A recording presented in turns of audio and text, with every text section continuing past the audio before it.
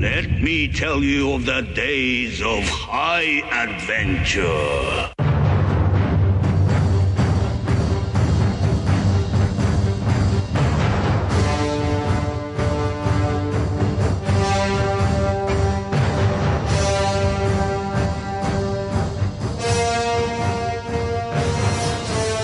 Hello, everybody. I'm Kevin. And I'm John. And this is 6 Degrees of Schwarzenegger, the podcast where we're taking a long, hard look at some of our favorite action movies from the era of Arnold. Schwarzenegger, of course, is the icon of the genre, and we're taking a deep dive into some of these 80s and 90s cult action movies and breaking them all the way down.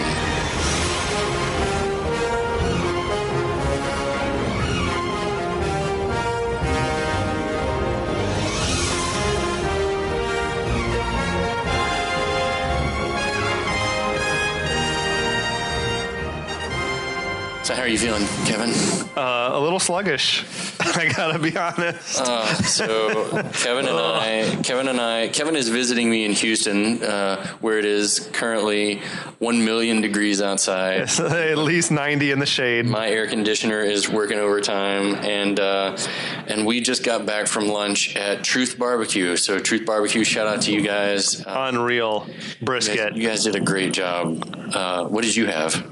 I had the 2-meat plate, brisket, pork, pinto beans, and mac and cheese. So it smells amazing around me right now. How about yourself, big guy? My stomach is a disaster. I was overzealous. I opted for the 3-meat plate, and I had pulled pork, the brisket, and some smoked turkey. Ooh. And I opted to go old school and did collard greens and coleslaw as my side. Classic. At least there were vegetables. I think we can agree that the brisket was the show stealer. I mean, we're definitely. Oh yeah, totally, 100%. Yeah. And there are meat sweats happening. There's beer being consumed. We are drinking the summer pills from our friends at St. Arnold's. And we had St. Arnold's we were drinking what? We were drinking the delicious lawnmower. The lawnmower. Kolsch. That's right. This St. Arnold, St. Arnold is no joke. No, delicious. They make a delicious product, and we're very lucky to have them. All right, I guess so. If we burp or if you hear anything, struggling, if we fall asleep, if you hear snoring, just wake us up. Yeah, thank you. All right, I guess there's a movie to talk about, though. There is a movie to talk about. This is episode 2 of our journey through the classic Robocop. The 1987 Robocop. The real Robocop. Yeah. Yes. We should mention that the other one did happen. We acknowledge it, but we're not at liberty to talk about it. No, that's not the era of Arnold. That's right. All right. It's not iconic. Will it ever be iconic? No, never. So, Kevin, where did we leave off last time? Murphy and Lewis had tracked down, those are her 2 hero cops. They tracked down Clarence Boddicker and his goons at the old abandoned steel mill. Right. And they'd said, should we wait for backup? You bet your ass we should not. Yeah. What's the worst that could happen?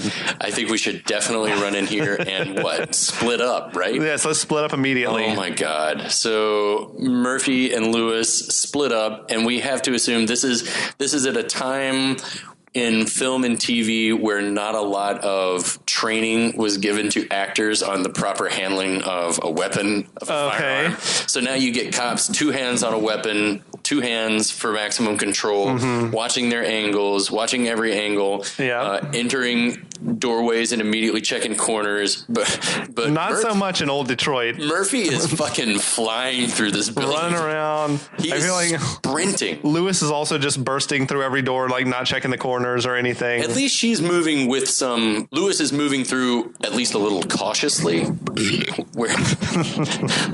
Oh my God. Lewis is moving through the building with some caution. Yes. Whereas Murphy is like a bullet. Murphy's gung ho. Yeah.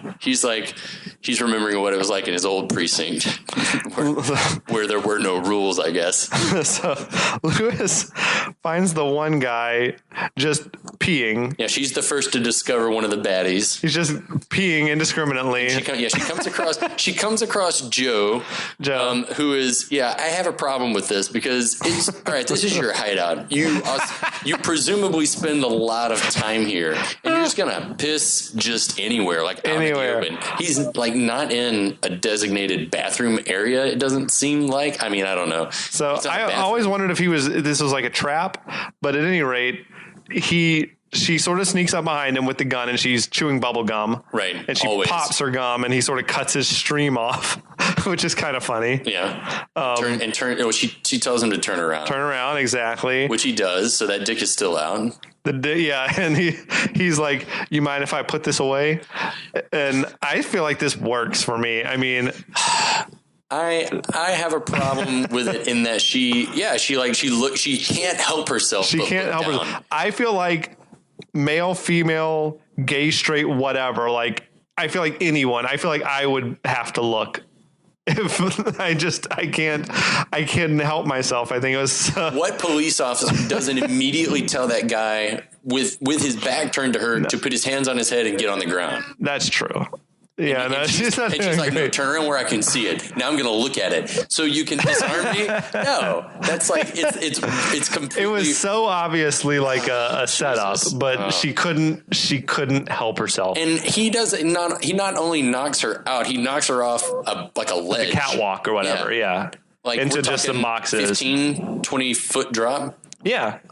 She's out of commission. So she's unconscious.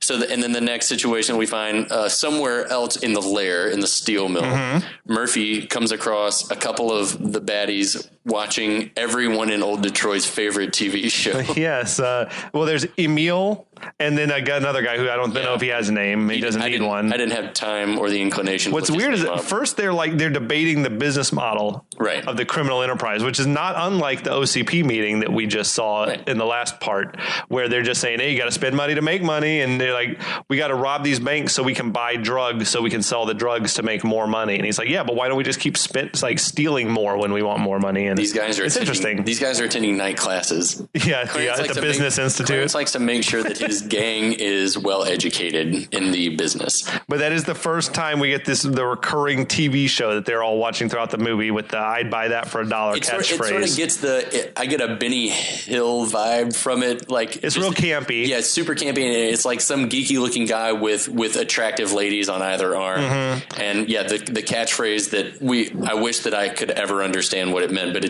you're not supposed to. That's the whole gag, is that everyone in the world thinks it's the most hysterical thing ever. I always assumed that this was like commercials that they were seeing until researching, and they said, it was just supposed to be the really popular television show, but it's like just a sleazy kind of comedy show with this character called Bixby Snyder. I'd buy that for $1. And he just keeps finding himself in these pervy situations. Yeah, like sex just falling in his lap or whatever. Well. Apparently, they said, I feel like it was Nancy Allen, maybe her first day on the set. They were filming some of these Bixby Snyder things, and like she was like, oh my God, what did I get myself into? Like, is this going to be a really bad movie? Like, she didn't realize that these things were meant to be they're cheesy. just in the world that she was going to be occupying. That's really cool, though. That's really cool. Yeah. I imagine something like that. Well, apparently from that interview, it's certainly disarming, but I feel like it'd be really cool. It'd be interesting to be a part of a process like that. So anyway, Murphy kills the unnamed guy. Well, he says dead or alive, dead you're coming with me. You're coming with me. Which is a memorable line, and it becomes relevant later in the film. Right. And he kills one of the guys as he goes for his gun.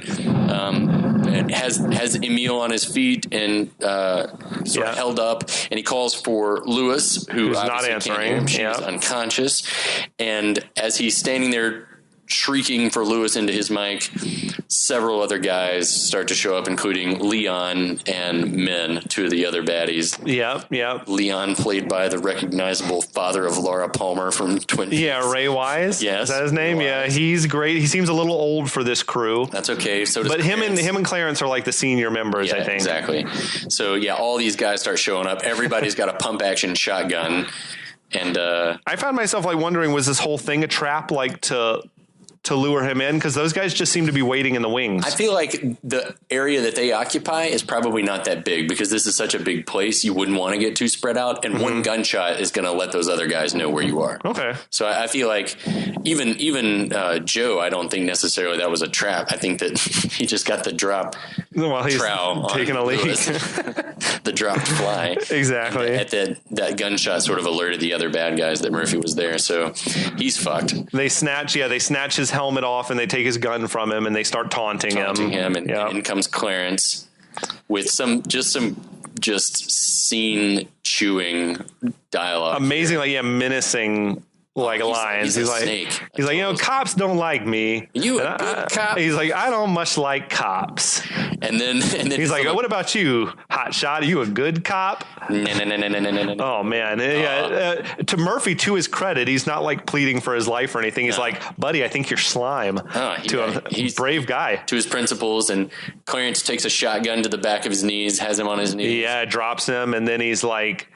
Yeah, he's got the shotgun. He's sort of waving it around his face. Hits him in the back, and that's what gets him on the ground. Yep. Flips him over, and that's when the and then the no. So this is a little bit of like Caddyshack humor. Yes. In a very menacing and serious situation. You haven't seen it. If you haven't seen the unedited version, it's God. So graphic. Well, but in this part, especially during that, I found myself holding my breath. Even I've seen this movie a dozen times or more, and still was like, you feel so bad for Murphy. Oh my God! Because you're like, there's literally nothing he can do. No, and like it's that thing where these guys are gonna kill you, and they're gonna have fun doing it. It's awful. And so what's the first thing to go? He blows his hand off, like just clean off. Right hand explodes in a brilliant bit of special effect work. Just the hand is gone. And Boddicker, true to form, is like, give the man a hand. Thank you for your contribution. And they're all laughing. Oh, my Jesus. And then it really just sort of, the situation disintegrates for Murphy from then on out. Mm-hmm. Yeah, the dudes are just unloading on him. Like, he's got his body armor on, which is maybe stopping some of the shots, but he gets his arm literally just falls off. I mean, immediately. It's like one shot, his right arm is gone. And I've never really thought about it, but I imagine that the vest at least is stopping some of that scatter shot, but they're firing at such close range that the damage is. Some is getting through. Like, you're seeing some blood and all that. And lots and lots of blood. He's screaming. He's got like his hand is off. It's awful. His arm is gone. His hand is off. And so they run out of bullets. Yeah, is what happens. Like, oh man, I'm out of ammo. And Emil, I believe it is, sort of, he comments on the fact that he can't believe that the cop's still he's alive. like, hey Clarence, this guy's still alive.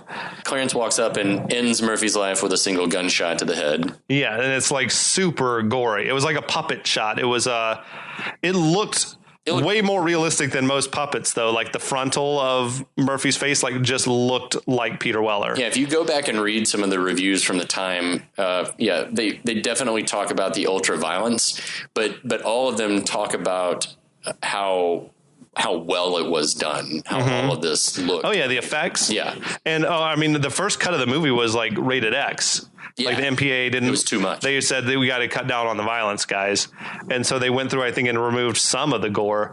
I think the version we watched is the unedited, the original X-rated cut. Yeah, I remember watching it as a kid, or even watching it on like original release VHS and DVDs and stuff, and seeing that Murphy's arm was gone, but you never really knew why. They just showed him and an arm was missing, and I remember distinctly, like, they don't show the hand getting blown off, but you hear Clarence say they'll give the man a hand line, and you see his face, and it's kind of like you can assume what you didn't see. But yeah, it's how Murphy would have, or any human would, like, summon the will after losing the hand like that and knowing your death is imminent, but forcing yourself to your feet. He got up on his feet to face it, and then unbelievable blew away, and then to still be alive. So then the bad guys, Boddicker and the gang, are like, all right, guys, well, let's get out of here. Yeah, it's time to go. And about that time, that's when Lewis shows up. Yeah, Lewis shows up. She has seen just off stage right, the carnage happening, but like really she was behind a fence. Yeah, she can't get out there to save Murphy. She can't really see what's happening.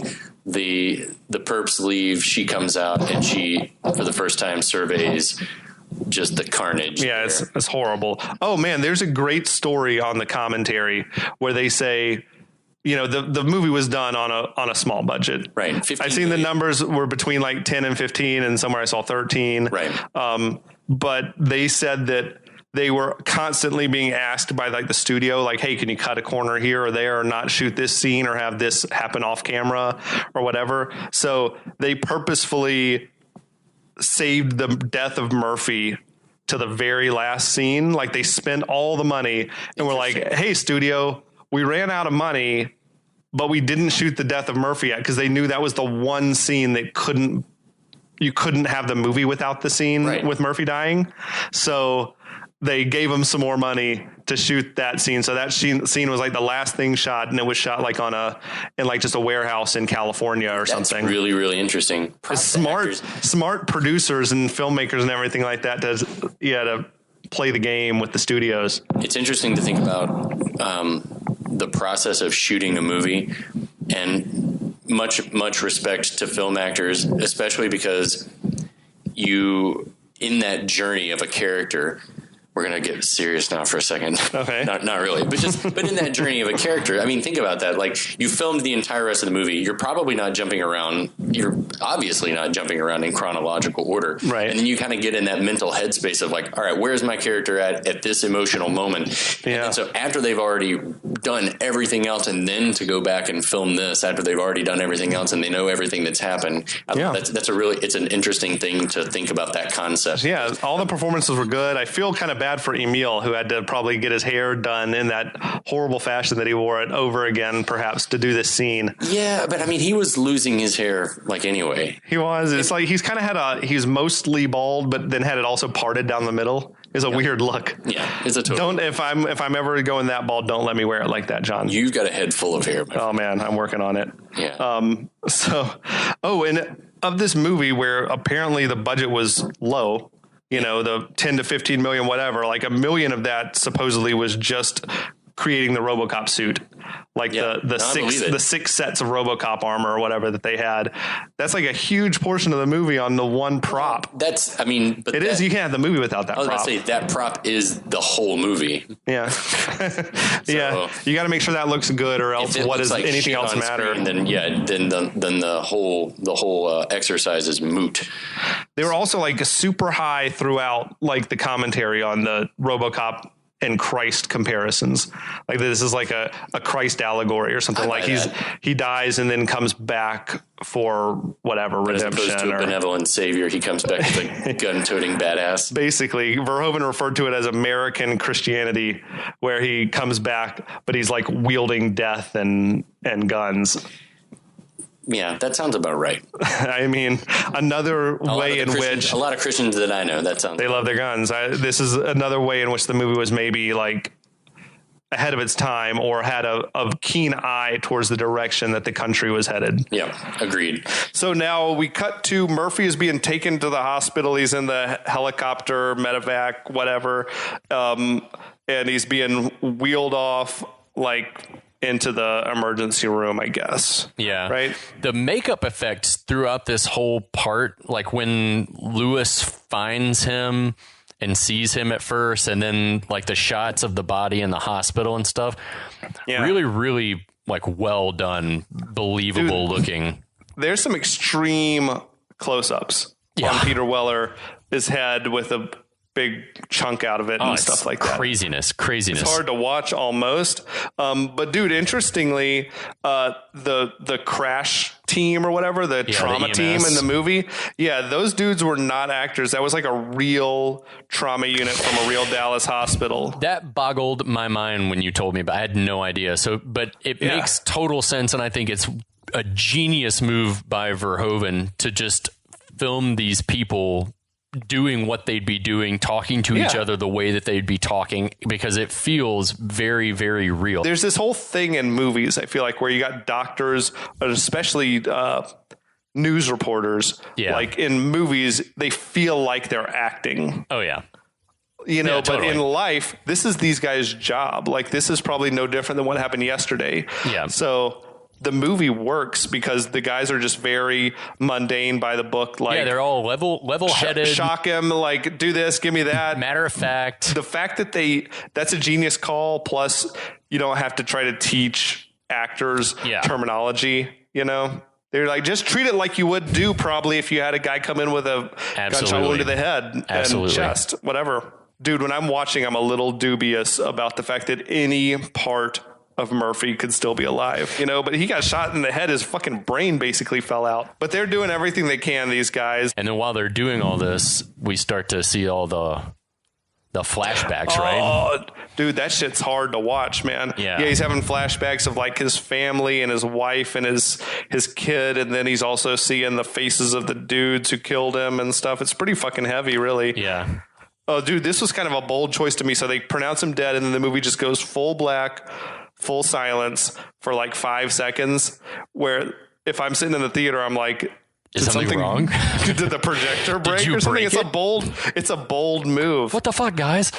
And then we got the POV of like Robocop being brought online. That's right. Robocop is now coming online. And I feel like the moment that Murphy died was like POV. And then when it comes back, it's still sticking with that Murphy / Robocop POV. I like it. You know, it's like a continuity thing. It's kind of awesome. Yeah, some parallelism there. This whole sequence where he's coming online is the shit. It's very cool. Dude, it's fucking genius for guys who are making a movie on the cheap.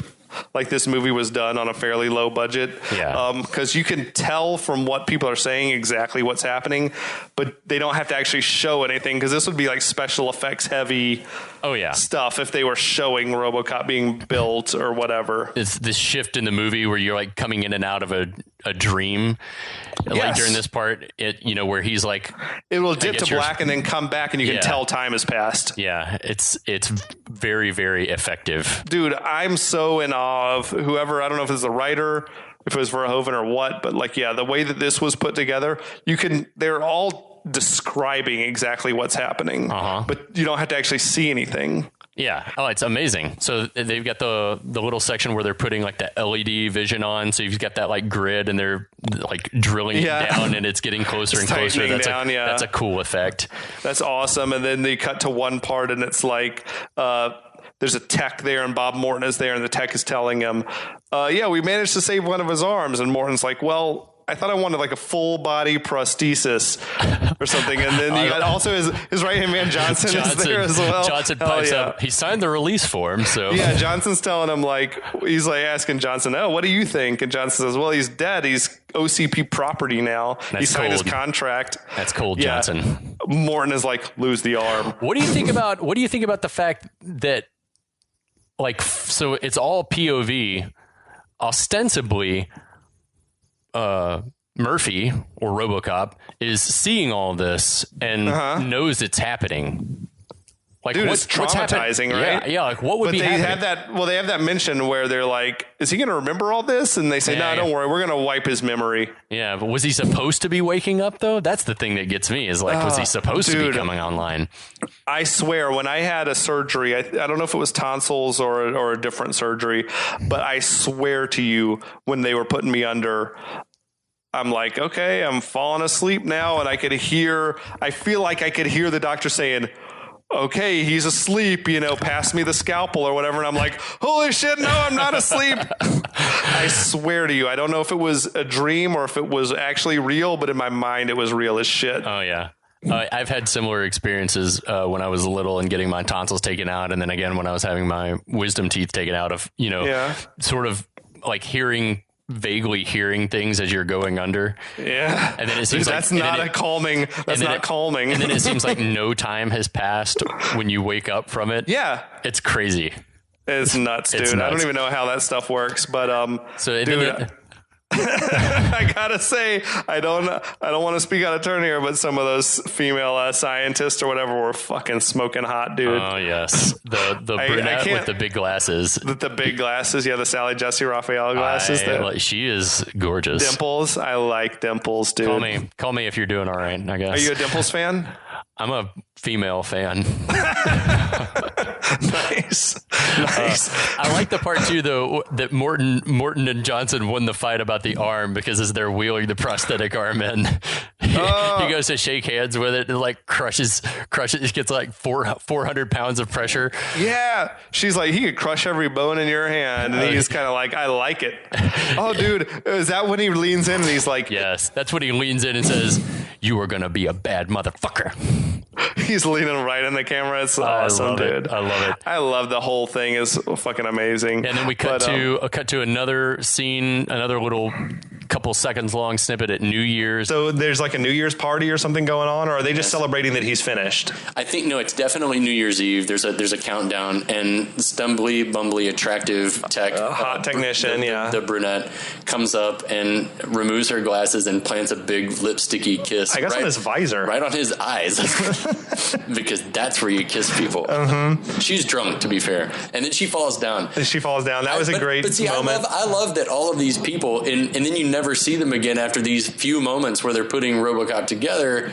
Like, you never see them, but they bring such personality. Well, the gorgeous technician's around the rest of the movie. Yeah, but she's not in a whole lot of scenes. No, she doesn't talk much. Yeah. And that leads us up to maybe one of your favorite moments of the entire film. Oh, dude, let's talk about when they unveil, like, it seems from his point of view that he's got just a sort of an opaque tarp draped over him, because Morton whips that tarp off him, and there's all the scientists and all the techs or whatever. Everyone is clapping. It's a big thing. This must be the big unveil. Yeah, they're very enthusiastic about RoboCop coming online, and Morton's like a proud dad or something. He's like, come on, this is for you. This is for you, man.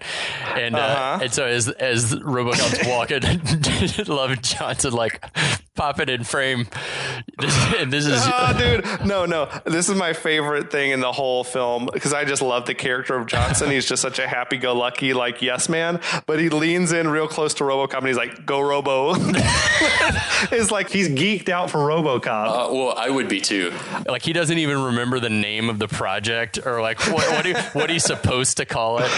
I don't know, dude. But as we'll see in the rest of the film, like, Johnson sort of just by being a happy-go-lucky yes man, he sort of keeps advancing in the company. That's how you get through, man.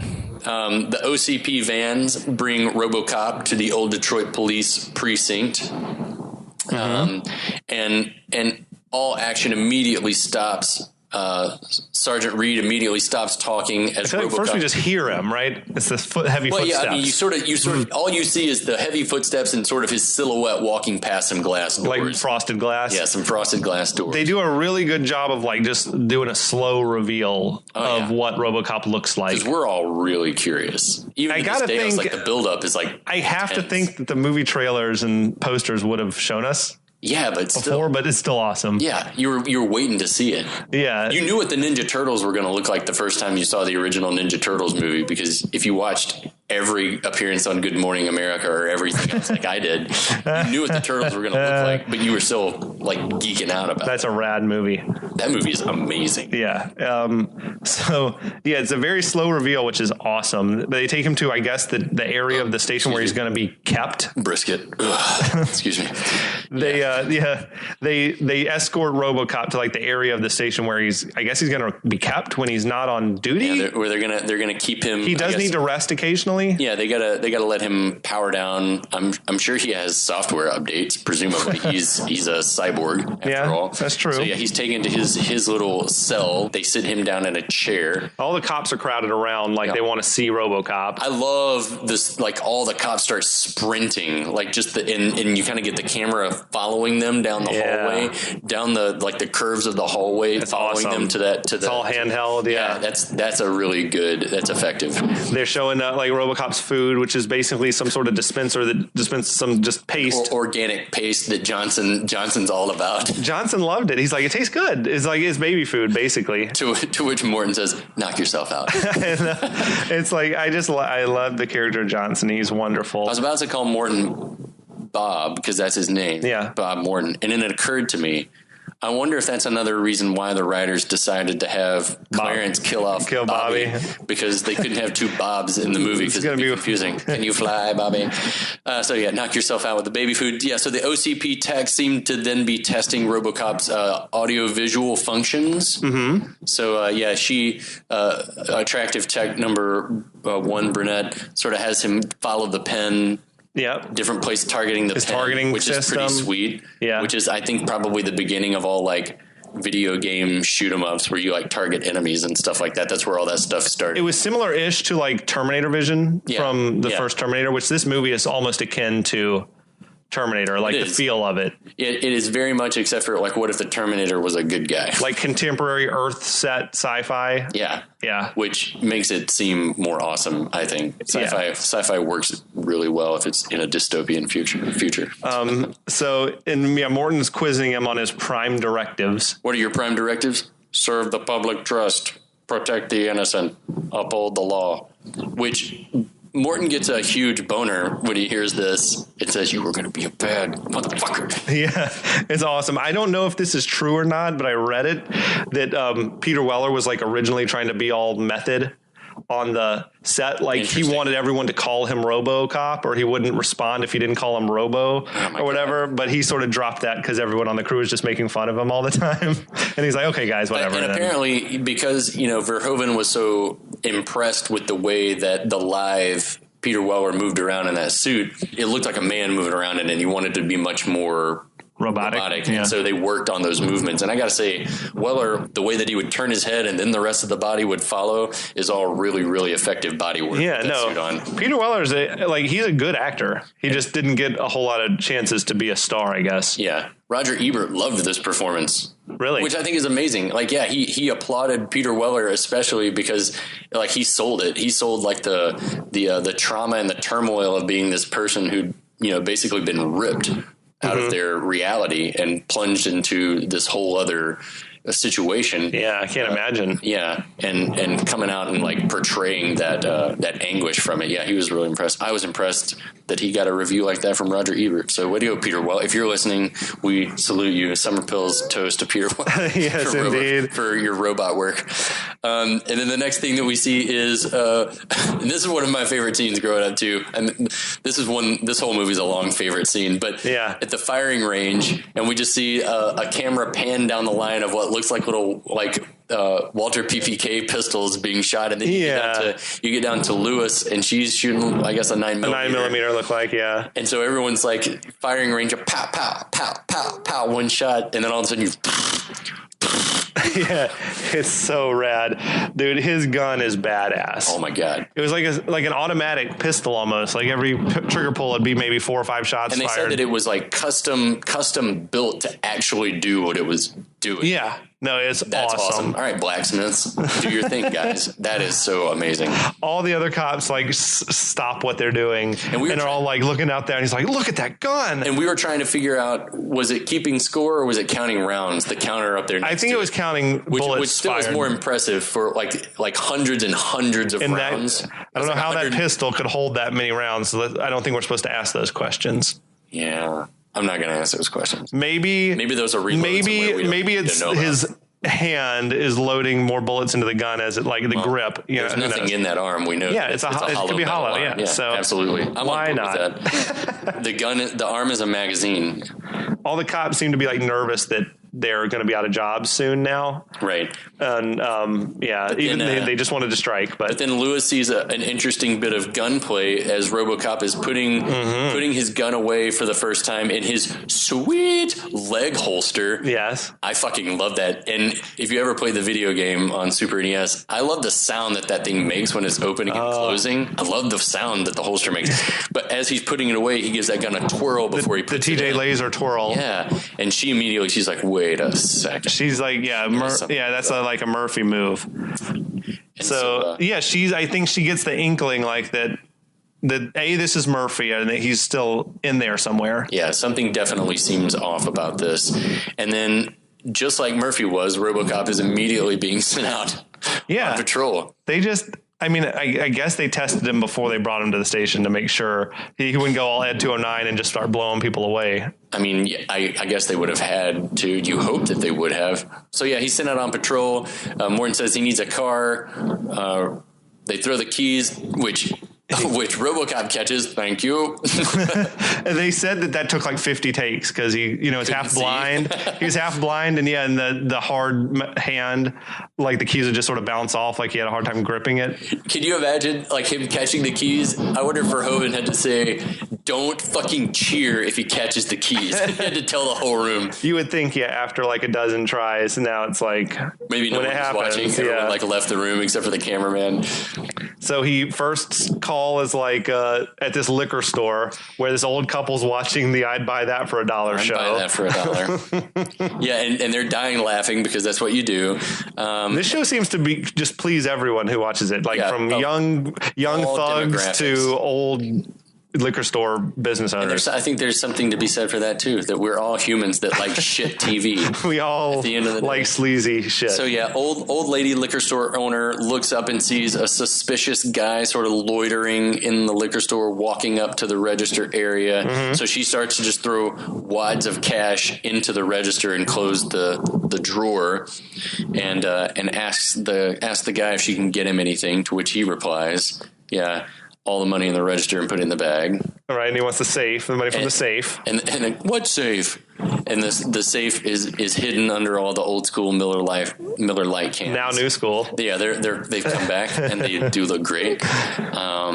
And then as they are, she pushes the panic button. I guess it looks like a doorbell, but I assume it's going to call for police. Yeah, it's supposed to ring. But RoboCop, I think, was already on his way. Yeah, he was there too fast. He'd been called. He had already been called. Well, that's a good point. Like, how much time? Maybe he drove by and could see it, but I don't think they showed that. Maybe we just exposed a flaw in the timeline of RoboCop. Maybe he was just hanging around outside spinning his gun, and the call came. Well, and then so all of a sudden the double doors of the convenience store swing open to that, like Old West style, like a saloon. That epic sound, like whatever that sound is, I can't mimic it because it sounds like machines.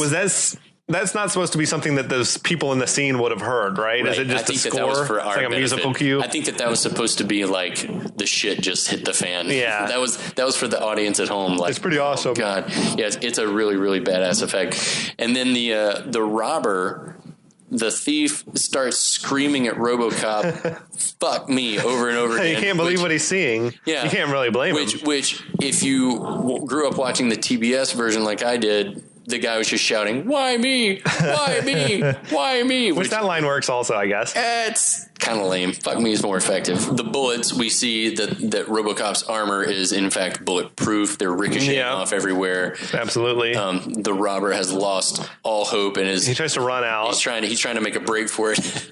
And then RoboCop stops him with a physics-defying clothesline that somehow makes the guy fly in the opposite direction, and she shoots backwards through a cooler. Yeah, he broke through the glass doors of the freezer or whatever. We're fine with it. It doesn't matter. Oh, it's awesome. Cool. Yeah, Peter Weller sort of does this swing from the hips. It was like a spinning clothesline sort of move, and it does awesome. Then we cut to another scene. We've got two guys chasing a woman through like a deserted area of town, like throwing bottles at her. She's terrorizing her. Yeah, it's pretty scary, and seems like rape is imminent. Yeah, it's pretty terrifying. They pull a knife, they grab her from behind, they cut her hair, and then it seems like they're gonna cut one dude sort of starts like pulling her skirt up, and then RoboCop shows up just in time. The light sort of flashes from behind, and you see a shadow on the wall. And they both turn around, and I can't even remember the dialogue. What do they start saying? The one guy, the main guy, I guess, the one he's just credited, I think, as creep. Right. In the credits, he grabs the girl and he's like, "I'll kill her, man, I'll kill her." That's right. And so then we see RoboCop's targeting vision in action as he sort of aims at the guy. He's sort of aiming around, and then he lowers the sight down around the lady's crotch region. Right. Fires one shot directly through her skirt. And I remember the first time I was just like, what? He shot her. Yeah. And I was like, maybe shot her. And then, obviously the guy drops her, and he's like been shot in the nether regions. Oh my God. It's a pretty classic move. I can't even imagine. I think that's when then Robocop gives the line, "Your move, creep." I mean, the femoral artery. I mean, there's all kinds of there's things. More. I think there's so much going on. There's a lot of critical parts down there. The other guy's like, yeah, I want no part of this. He's like, I give up. To go. I don't care what drugs I'm on right now. I'm good to just stop. The girl runs into Robocop's arms and he's like, "You are experiencing a shock. I'll notify like a rape crisis center." It makes me wonder if because he has the technology that he's got, obviously he's plugged into some kind of mainframe. Yeah. So I wonder if his response is obviously a lot quicker than a typical police officer's would be. Yeah. You mean just to show up on the scene? Yeah. Yeah, he was there pretty quick. Right. But presumably some witness called the police and said, "Hey, there's two guys chasing a woman," and that might have been 3 minutes or 5 minutes earlier. It would have been awesome that, like in the day of like Bluetooth and internet technology, he could have been like, "I've already contacted a rape crisis center. Like I'm contacting." They're expecting you. He's like OnStar, but in a person. Now, the dude who played the creepy rape leader, he also was in Showgirls, like being a rapist in Showgirls. And again, you don't want to be typecast as a rapist. We would like to go ahead and just say if you're triggered by discussions of rape, we apologize. We're not talking about it out of any kind of insensitivity to the subject. Just talking about the plot of the movie. Just wanted to put that out there. That's it.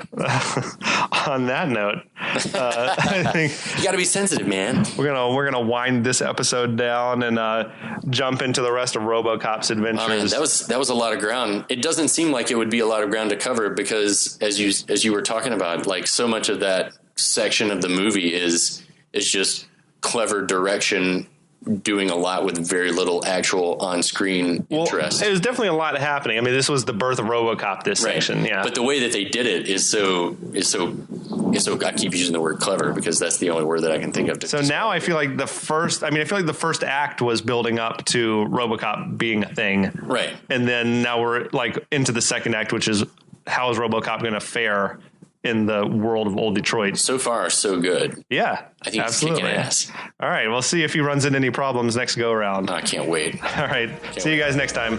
We'll be back.